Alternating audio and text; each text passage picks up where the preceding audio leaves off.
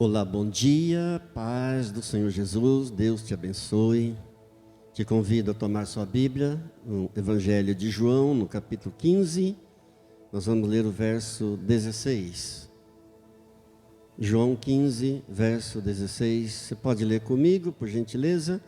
Diz assim a palavra de Deus: Não fostes vós que me escolhestes a mim, pelo contrário, eu vos escolhi a vós outros, e vos designei para que vades e deis fruto, e o vosso fruto permaneça, a fim de que tudo quanto pedirdes ao Pai, em meu nome, Ele vos conceda. Amém. Querido Deus, graças por Jesus Cristo, Teu Filho amado, que nos arrancou do império das trevas, e nos transportou para o Teu reino de amor, de paz, de alegria. Graças por Tua palavra, graças por Tua bondade. Fala conosco, Senhor, mais uma vez, nesta manhã. Nós Te louvaremos e bendiremos sempre o Teu nome, em nome de Jesus. Amém. Amém. Estava orando hoje pela manhã e pedi uma palavra para o Senhor. Eu estava pensando que este ano de 2023 será um ano de muita gratidão. Esse ano de 2023 precisa ser um ano de muita gratidão a Deus. Deus tem realizado coisas extraordinárias demais em nossas vidas, especialmente nesses últimos 3 anos, 2020, quando veio a pandemia, 2021, mas em 2022, especialmente, Deus derramou muita graça, muita bênção, em todas as áreas, em todos os sentidos, fisicamente, materialmente, espiritualmente. Então, eu orei de manhã e pedi: Senhor, me dê uma palavra para nós estarmos proferindo durante todo o ano de 2023. E a palavra que o Senhor me deu foi essa, João, capítulo 15, verso 16. Não fostes vós que me escolhestes a mim, pelo contrário, eu vos escolhi a vós outros, e vos designei. Algumas versões dizem: e eu vos nomeei, para que vades e deis muito fruto, e o vosso fruto permaneça, a fim de que tudo quanto pedirdes ao Pai em meu nome, Ele vos conceda. Então você está aqui porque Deus te escolheu. Eu estava pensando com gratidão nas pessoas que chegaram até aqui, que continuaram a caminhada conosco, que permaneceram fiéis conosco. Eu estava pensando nos mantenedores dessa casa, nos dizimistas fiéis, nos ofertantes fiéis, com muita gratidão. E o Senhor me disse: não foram eles, e nem você. Eu os escolhi. Eu faço, sou eu que estou fazendo, para que ninguém se glorie. Eu estava muito alegre com Deus. Há um hino que se chama A Bondade de Deus. Esse hino tem sido muito cantado ultimamente. Só ontem eu cantei eu ouvi pelo menos umas 10 vezes. Estou tentando aprender esse hino. Ele fala exatamente da bondade de Deus. E eu estava pensando em quantas maravilhas Deus operou em 2022, quantas bênçãos. Então você está aqui porque Deus te escolheu, Deus te citou, Deus nomeou você. Você está aqui porque você é um fruto de Deus, e você tem dado fruto por causa dele, porque foi ele quem ordenou a você, ele que ajudou você, para que ninguém se glorie.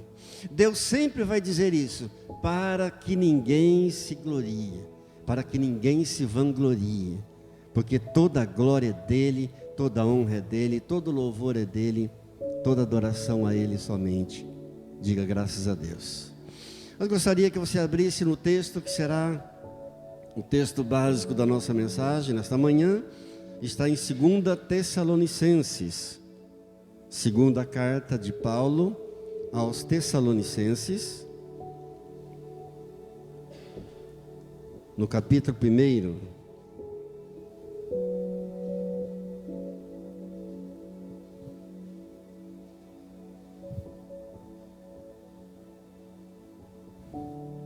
Quantos acharam? Digam amém. Te convido, você que está aqui no templo, a se colocar de pé, por gentileza, por reverência a esta palavra. 2 Tessalonicenses, capítulo 1, a partir do verso 13, e nós vamos até o verso 12. Irmãos, cumpre-nos dar sempre graças a Deus no tocante a vós outros, como é justo, pois a vossa fé cresce sobremaneira, e o vosso mútuo amor de uns para com os outros vai aumentando, a tal ponto que nós mesmos nos gloriamos de vós nas igrejas de Deus, à vista da vossa constância fé, em todas as vossas perseguições e nas tribulações que suportais, sinal evidente do reto juízo de Deus, para que sejais considerados dignos do reino de Deus, pelo qual, com efeito, estáis sofrendo. Se de fato é justo para com Deus, que Ele dê em paga tribulação aos que vos atribulam. E a vós outros, que sois atribulados, alívio juntamente conosco. Quando do céu se manifestar o Senhor Jesus, com os anjos do seu poder, em chama de fogo, tomando vingança contra os que não conhecem a Deus e contra os que não obedecem ao Evangelho de nosso Senhor Jesus, estes sofrerão penalidade de eterna destruição, banidos da face do Senhor e da glória do seu poder, quando vier para ser glorificado nos seus santos e ser admirado em todos os que creram. Naquele dia, porquanto foi crido entre vós o vosso testemunho, por isso também não cessamos de orar por vós, para que o vosso Deus nos torne dignos da sua vocação e cumpra com poder todo o propósito de bondade e obra de fé, a fim de que o nome de nosso Senhor Jesus seja glorificado em vós e vós nele, segundo a graça do nosso Deus e do Senhor Jesus Cristo. Pai Santo, graças por estarmos aqui, graças por sermos fruto do Teu amor, da Tua bondade, graças por termos sido nomeados pelo Senhor, para que possamos ir por onde o Senhor determinar e produzir muitos frutos, para que a glória do Senhor se manifeste em cada vida, em cada um daqueles que ainda não conhecem ao Senhor, para que o Senhor seja glorificado. Amém, aleluia. Podemos sentar.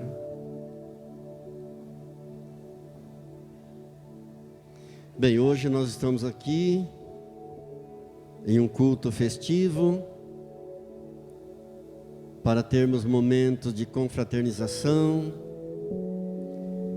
em um ambiente super agradável, a casa do Senhor,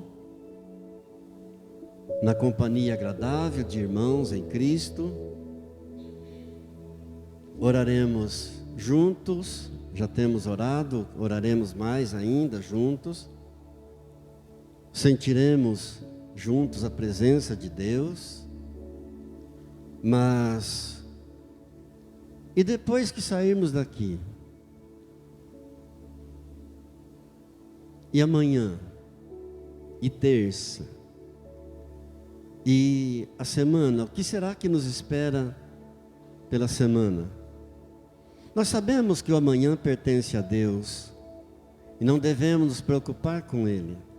Mas só para a gente pensar um pouco, o que será que nos espera para esta semana? E se vier uma semana de lutas? E se vier uma semana de provações?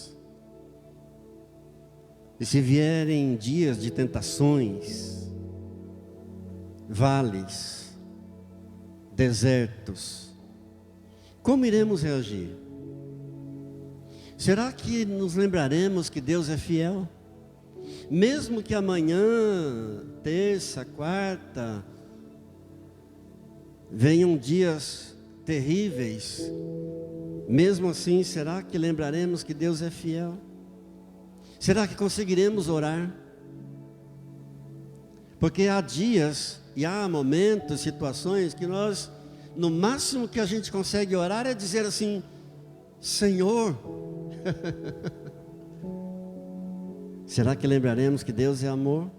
Mesmo quando bate aquela sensação que Deus está tão longe? A resposta está nesse último hino que nós cantamos. Se eu passar pelo vale, acharei conforto em teu amor. Amém? Pois eu sei que tu és aquele que me guarda. Tu és aquele que me guarda, Senhor. Glória a Deus. Mas não podemos descartar a possibilidade. Ninguém está imune a passar pelos vales. Nossos jogadores da seleção brasileira experimentaram isso alguns dias atrás, de passar do céu ao inferno em apenas 4 minutos. E não sei se vocês ouviram a declaração da maioria deles, disseram chorando: este foi o pior dia da minha vida. Então ninguém está imune, ninguém está isento de ter que passar o pior dia da sua vida, de repente. Um dos versículos da Bíblia mais conhecido de todos nós é 1 de Pedro, capítulo 5, verso 8, que diz assim: sede sóbrios e vigilantes, porque o diabo, o vosso adversário, anda em derredor de vós, rugindo como um leão, procurando alguém a quem possa devorar. Também Paulo nos lembra em Efésios, no capítulo 6, a partir do verso 10, quanto ao mais, irmãos, fortalecei-vos no Senhor, pelo seu soberano poder. Revesti-vos, pois, de toda a armadura de Deus, para que possais resistir às ciladas do diabo. Pois não é contra homens de carne e sangue que temos de lutar, mas contra principados e potestades, contra os príncipes deste mundo tenebroso e contra as forças espirituais da maldade espalhada nos ares. Então a Bíblia nos lembra que Satanás, ele está agindo na vida dos incrédulos. Satanás está trabalhando na vida dos filhos da desobediência. E ele nos ataca. Ele nos ataca com artimanhas muito sutis. Ele lança contra nós os seus dardos inflamados. O apóstolo Paulo nos lembra, em 2ª carta aos Coríntios, no capítulo 11, no verso 14, que Satanás chega até se transformar em anjo de luz. Ele se transforma em anjo de luz para nos enganar. A Bíblia nos lembra claramente que Satanás não é um ser fictício, ele não é uma lenda, ele não é uma teoria, mas ele é um ser bem real. E lá em Apocalipse, no capítulo 12, no verso 9, ele é descrito como o grande dragão, a antiga serpente, que se chama Diabo e Satanás. E ele é o sedutor do mundo inteiro. Então nós temos um inimigo terrível que está constantemente de olho em nós. Não é surpresa que o Senhor Jesus nos ensinou a orar, dizendo: não nos deixe cair em tentação, mas livra-nos do mal. De qual mal o Senhor Jesus está falando? Exatamente desse, de Satanás.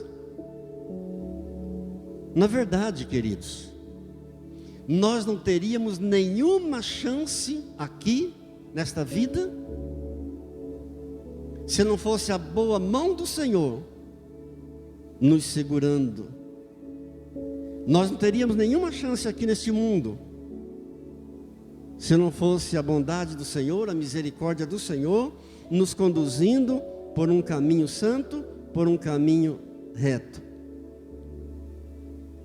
por amor do seu nome.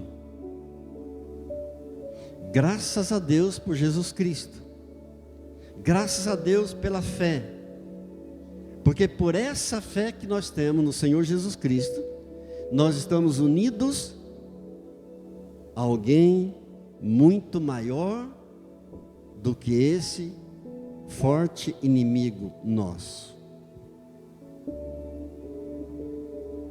Posso ouvir amém?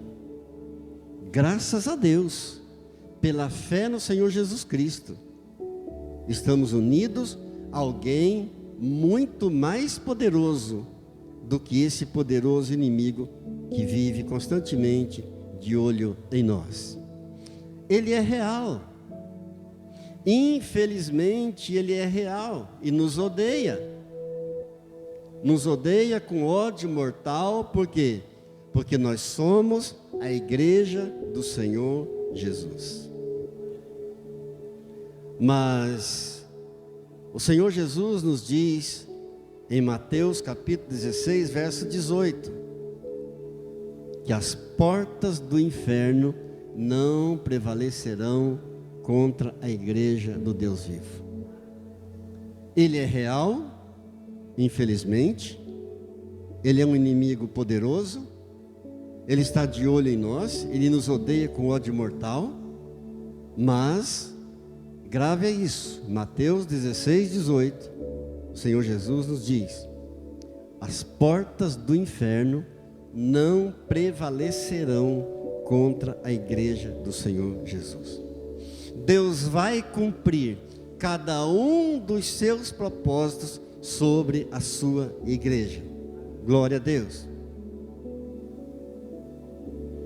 Olhando para esse texto de 2 Tessalonicenses que nós lemos, capítulo 1, do verso 3 ao verso 12.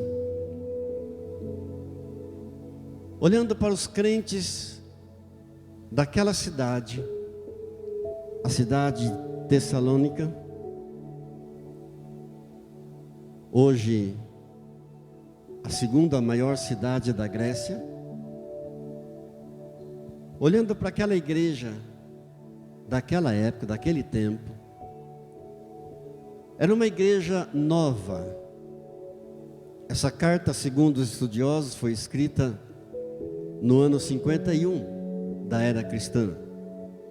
Portanto, era uma igreja muito nova, mas perseguida e atacada pelas trevas. Então, Paulo escreve essa carta aos crentes de Tessalônica com o propósito de encorajá-los. Esse é o propósito da carta.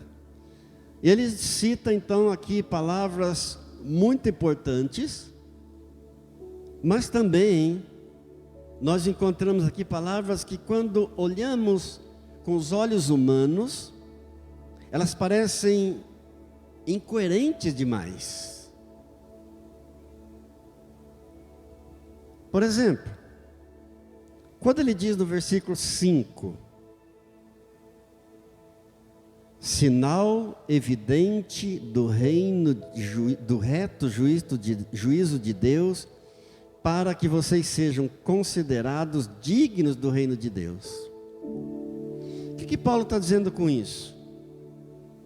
Que é uma grande honra para eles, os crentes de Tessalônica, é um privilégio para eles estarem sofrendo tentações e perseguições. É uma honra para eles estarem sendo atacados pelo império das trevas.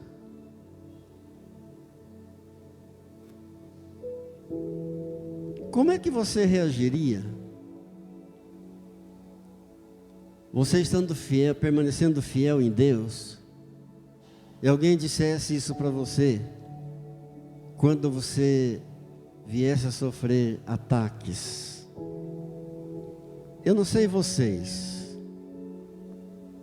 mas eu me conheço. Eu ficaria indignado. Você estando fiel a Deus, obedecendo a Deus, procurando servir a Deus com alegria, com gratidão, e de repente ser atacado, perseguido pelo reino das trevas. É o que Paulo está dizendo,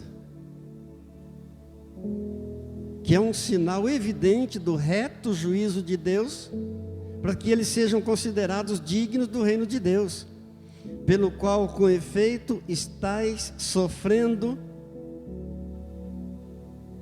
perseguições, tribulações, ataques. Como é que alguém diz uma coisa dessa? Será que Paulo não sabia o que dizer para encorajar os tessalonicenses? E por isso ele disse isso? Claro que não. Porque o apóstolo Pedro também diz a mesma coisa. Na primeira carta de Pedro, no capítulo 4, e dos versos 12 e 13.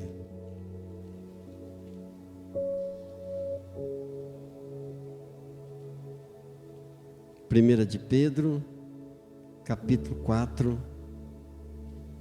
o verso 12 e o 13. Diz assim a palavra de Deus: Amados, não estranheis o fogo ardente que surge no meio de vós. Pedro está falando aos crentes perseguidos, atribulados. Amados, não estranheis o fogo ardente que surge no meio de vós, destinado a provar-vos, como se alguma coisa extraordinária vos estivesse acontecendo. Pelo contrário, alegrai-vos na medida em que sois coparticipantes dos sofrimentos de Jesus Cristo, para que também na revelação da sua glória vos alegreis exultando. Pedro dizendo aos crentes perseguidos: não estranhe o fogo ardente que surge no meio de vós. Lembra que nós começamos a nossa reflexão perguntando: e se vier uma semana de lutas, de tribulações, de provações, de ataques? Na verdade, o que Pedro está dizendo aqui, e o que Paulo disse aos Tessalonicenses, que era um privilégio para eles, uma honra para eles, estarem sofrendo ataques, perseguições, tribulações, por parte do reino das trevas. E o que Pedro está dizendo aos perseguidos: olha, não estranhe o fogo ardente no meio de vós, é para provar-vos. Alegrai-vos. Na verdade, eles estão repetindo aquilo que nosso Senhor Jesus Cristo já havia dito lá no Evangelho de João, no capítulo 15, no verso 20. Ele disse assim: lembrem-se, não é o servo maior do que o Senhor. Se perseguiram a mim, também perseguirão a vocês. Mas se obedeceram a minha palavra, também obedecerão a vossa palavra. Ou seja, é justamente na perseguição que Deus se mostra fiel. É justamente no momento da luta, da tribulação, da perseguição, que Deus vai se mostrar fiel. E uma coisa que é lógica aqui: se nós vivemos em um mundo de trevas, como vivemos em um mundo de trevas, com certeza a luz será hostilizada. Onde impera o mal, o bem será odiado. Aonde impera a mentira, a verdade será desprezada. Onde impera a perversidade, a crueldade, a benignidade será rejeitada, será odiada.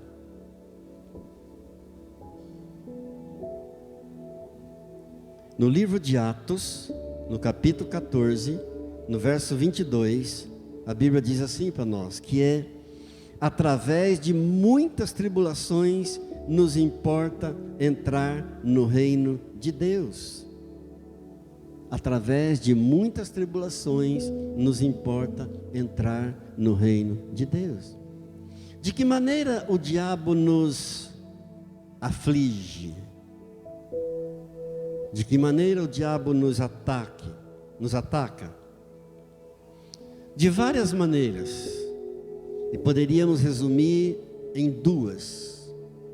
Primeiramente, de uma forma muito óbvia, através da tribulação, de perseguição.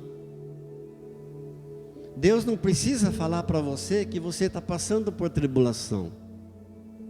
Você vai estar vendo. Deus não precisa revelar para você que você está sofrendo perseguições. Você estará vendo. Mas o diabo nos aflige também de uma outra maneira que é mais perigosa. É de uma forma secreta. É bem sutil, bem oculta, bem na mente, bem no coração do homem, no interior do homem, onde ninguém está vendo. Quando ele não consegue destruir alguém através da violência, da tribulação, da perseguição, algo muito visível a todos, ele vai tentar destruir de uma forma secreta, bem quietinho. Já ouvimos muitos testemunhos de pessoas que disseram: quase cometi um suicídio. Cheguei perto do suicídio. Por quê?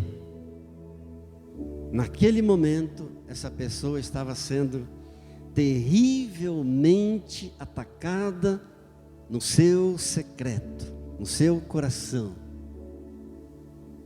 E Deus teve misericórdia. Quantas pessoas que se suicidam, e os parentes e as famílias dizem: mas essa pessoa não tinha motivo para isso. Aparentemente ela estava tudo bem.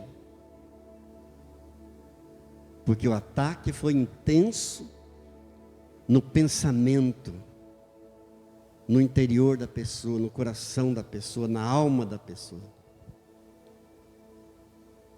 Quando ele não consegue atacar com violência, através da violência, através de um ataque visível, ele vai tentar destruir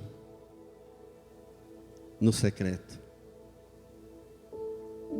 Davi tinha muita consciência disso.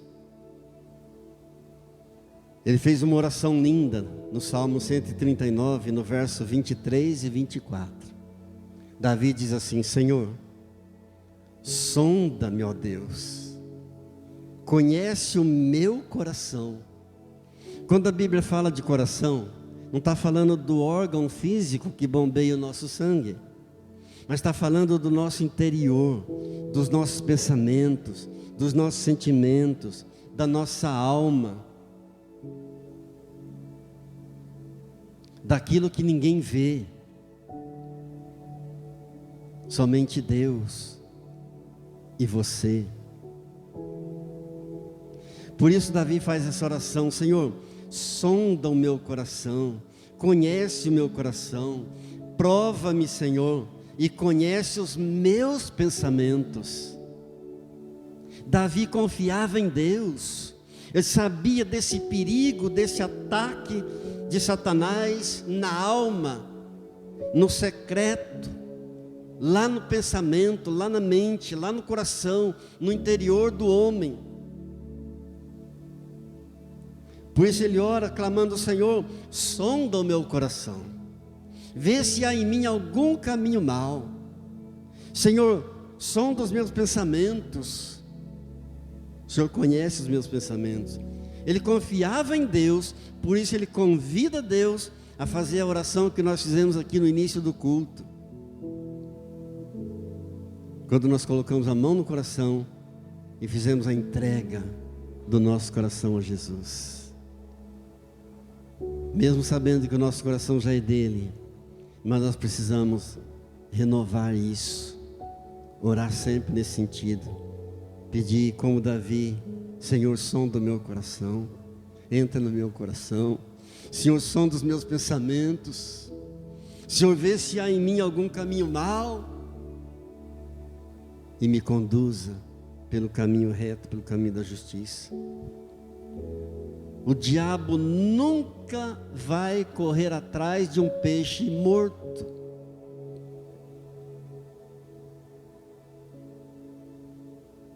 Ele não tem interesse por peixe morto. Ele vai correr atrás de você, que é um peixe vivo, porque ele sabe que você é fiel a Deus, ele sabe que você teme a Deus, ele sabe que você luta, você se esforça para permanecer fiel ao Senhor.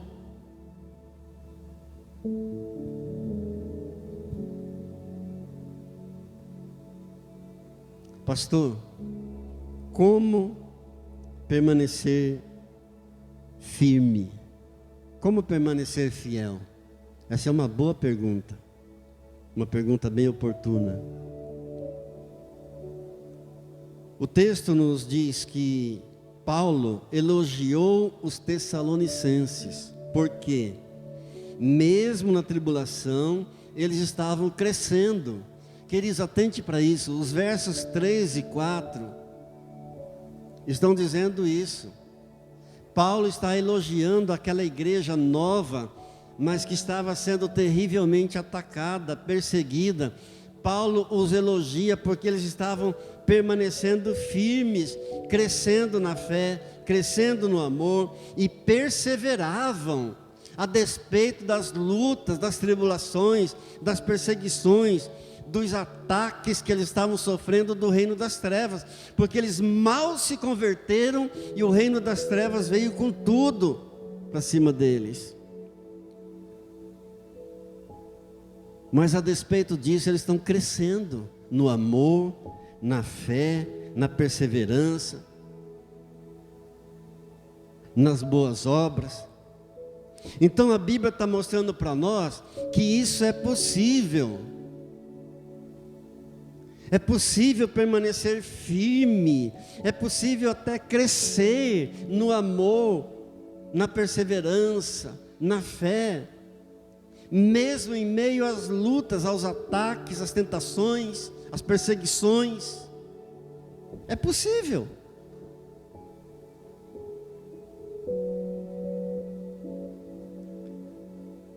Mas grave bem uma coisa: quando é possível? De que maneira é possível? Como é que é possível permanecer firme e até crescer no amor, na fé, na perseverança, nas boas obras? Como e quando é possível? Quando aceitamos a vida que o Senhor nos dá,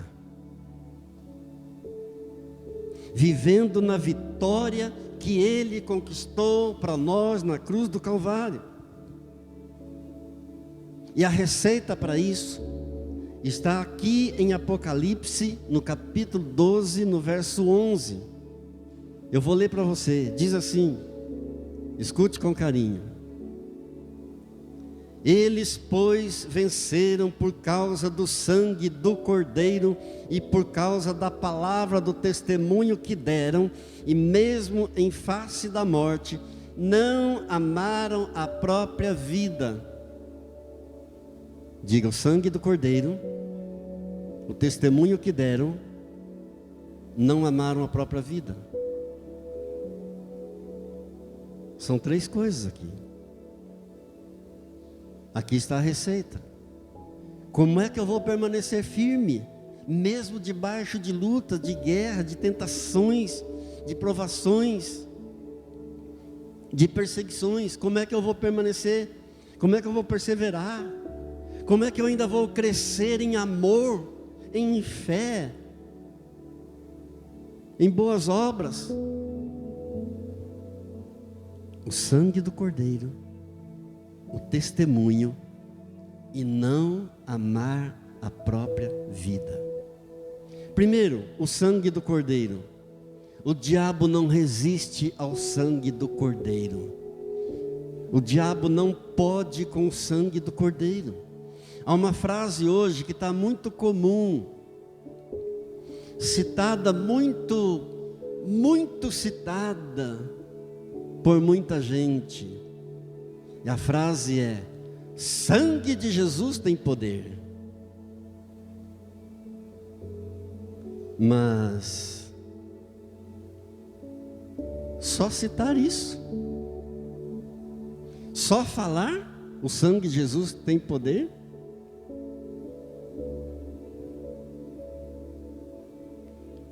Nós podemos citar quantas palavras e quantas frases sagradas quisermos,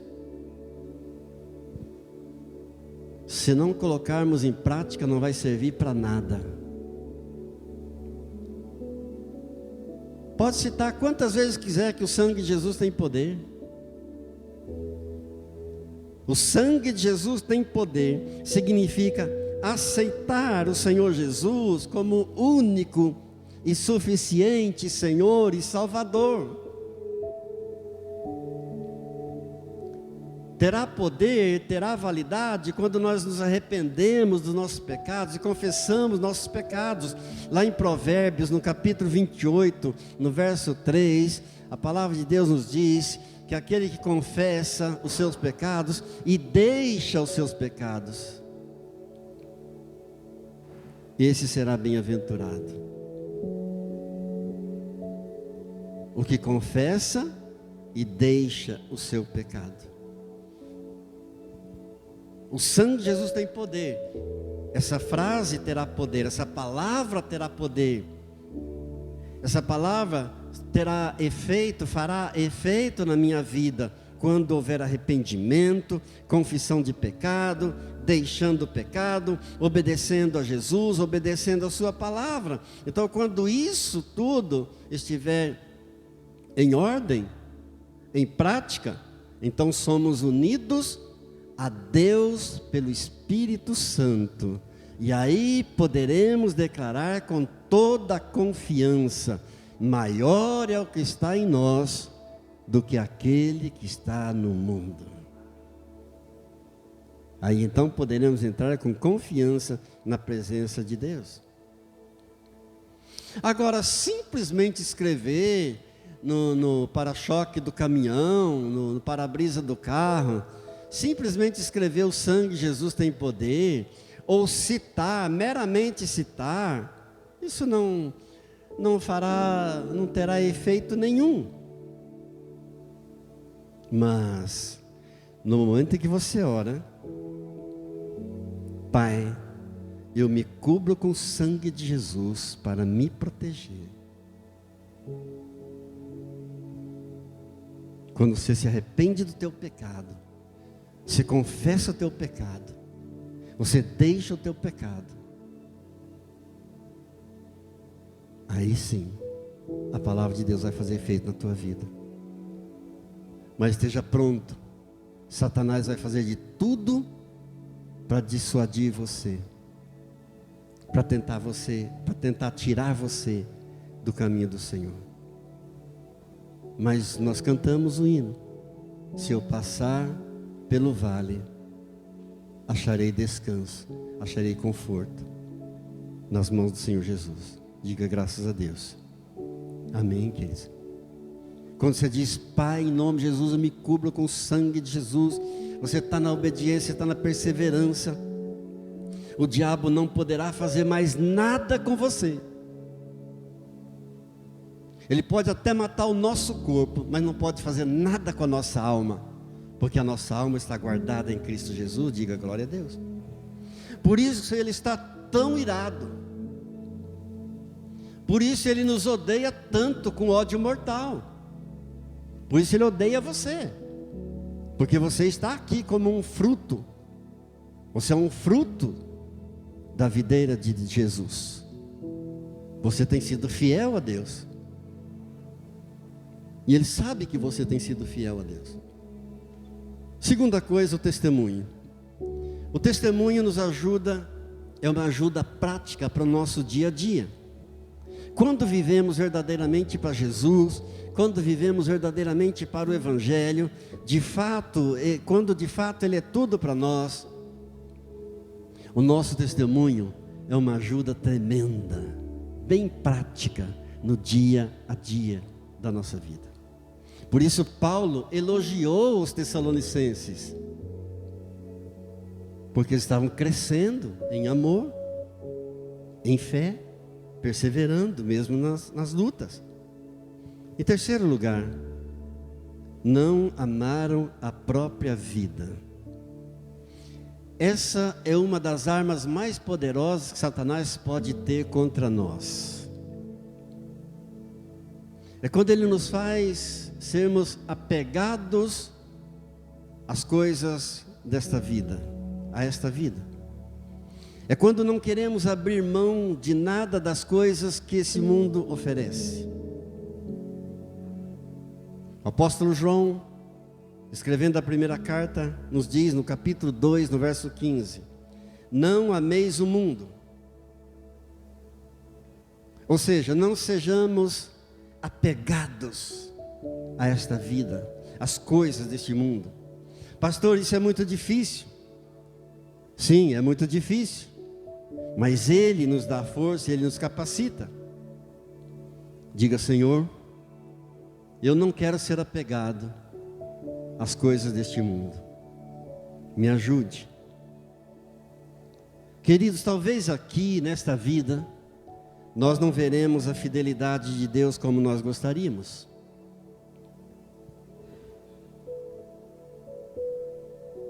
Eu disse talvez, nós não veremos aqui a fidelidade de Deus como nós imaginamos, como nós gostaríamos de ver. Quando a fidelidade de Deus é demonstrada, nós somos mais atacados ainda. Por isso que eu digo que talvez, aqui nessa vida, neste mundo, nós não veremos essa fidelidade de Deus como nós gostaríamos, como nós imaginamos. Porque quanto mais fiel a Deus, mais somos atacados. Quanto mais fiéis a Deus somos, quanto mais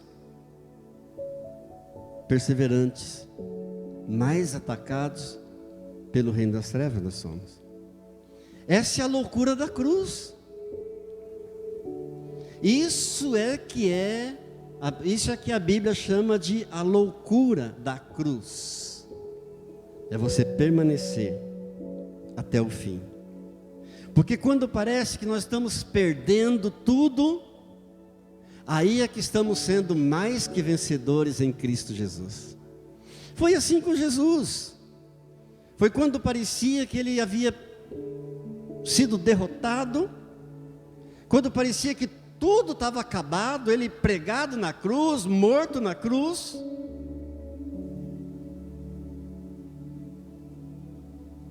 Aquela morte simbolizava a vitória. Quando parecia que ele estava derrotado, morto, aquela morte era a vitória. Era a grande conquista sobre o império das trevas. Aquela morte era a vitória sobre a própria morte. Aquela morte era a vitória sobre o pecado. Aquela morte era a vitória sobre o mundo. Aquela morte era a vitória sobre o diabo. E ele ressuscitou ao terceiro dia. E nós também ressuscitaremos. E nós também venceremos nas fraquezas. Diga: eu creio, Senhor. Também nós venceremos nas fraquezas. Amém. Amém. Curve sua fronte, por favor. Vamos orar um pouco mais. Querido Deus, querido Pai, querido Jesus, muito obrigado pela grande vitória conquistada na cruz do Calvário. Quando tudo parecia perdido, aquela morte era a nossa vitória. Ali estava a grande vitória sobre o império das trevas, a derrota de Satanás e de seu império. Senhor Jesus, muito obrigado pelo teu Espírito. Muito obrigado porque o Senhor não dorme, o Senhor não descansa, o Senhor é o guarda de Israel. Graças te dou, Senhor, porque posso vencer nas fraquezas, pela vitória que o Senhor conquistou para mim na cruz do Calvário. Tributamos a Ti nesta manhã toda a honra, toda a glória, todo o louvor, toda a nossa adoração. Senhor, que possamos permanecer fiéis até o fim. Aquele que perseverar até o fim será salvo. Possamos no final declarar como o apóstolo Paulo declarou: combati o bom combate, completei a carreira, guardei a fé. Ajuda-nos, ó Deus, na caminhada, a não perder a fé. Pelo contrário, queremos crescer cada dia mais, como a igreja de Tessalônica, lá no primeiro século, debaixo de ataques terríveis do império das trevas, debaixo de perseguições, de provações e tentações. Eles cresciam na fé, no amor, na perseverança, nas boas obras. Ajuda-nos, ó Deus. Isso é possível somente com a Tua graça, com a Tua misericórdia. Nós Te louvamos em nome de Jesus. Amém. Amém? Vamos ficar de pé em gratidão ao nosso Deus. Levante suas mãos para Ele. Eu quero orar, louvar a Deus pela tua vida. Vamos orar também pelo alimento, pela confraternização, em nome de Jesus. Pai Santo, Pai querido, obrigado por estarmos aqui.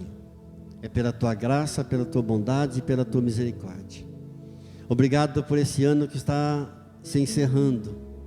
Obrigado por coisas tão extraordinárias que o Senhor realizou este ano, na minha vida, na vida dos irmãos aqui presentes.